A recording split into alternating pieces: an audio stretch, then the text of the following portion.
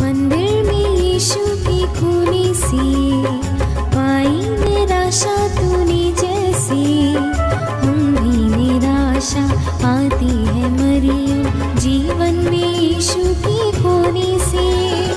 मंदिर में यीशु की खूनी सी आई निराशा तूने जैसी, हम भी निराशा आती है मरियम जीवन में यीशु की खूनी सी। मई महीने की भक्ति का 28वां दिन। मरिया बीमारों की कुशलता।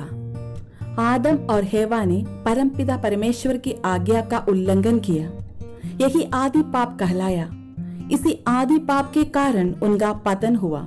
जो स्वर्ग सुख उन्हें इस धरती पर ही प्राप्त हुआ था, उससे वे वंचित हो गए।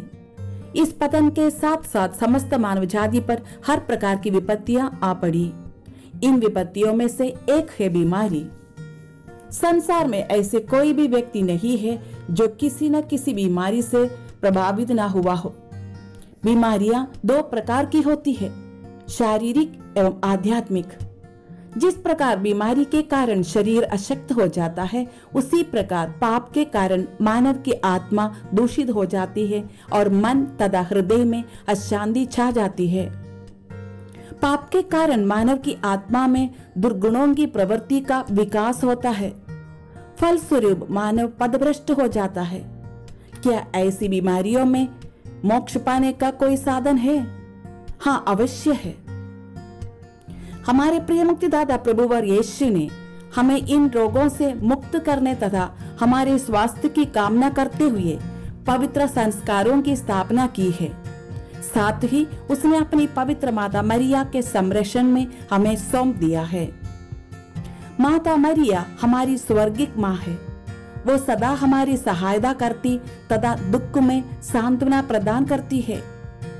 यही कारण है कि वो समस्त संसार में बीमारों की कुशलता कहलाती है। बालक यीशु के जन्म से लेकर क्रूस पर मरण तक माता मरिया ने उसका साथ दिया तथा सांत्वना भरे नयनों से उन्हें निहारती रही। इस कारण वो मानव मात्र के दुख संकट तथा बीमारियों से भलीभांति अवगत रहती तथा प्रभु यीशु से मानव हित के लिए प्रार्थना करती रहती है। माता मरिया हमारी शारीरिक एवं आध्यात्मिक आवश्यकताओं का उचित ध्यान रखती है।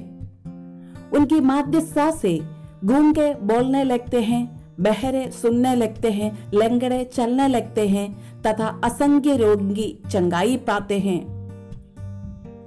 हम शारीरिक तथा आध्यात्मिक रोगों से मुक्ति तथा चंगाई प्राप्त करने हेतु माता मरिया से सहायता और मध्यस्थता के लिए प्रार्थना करें।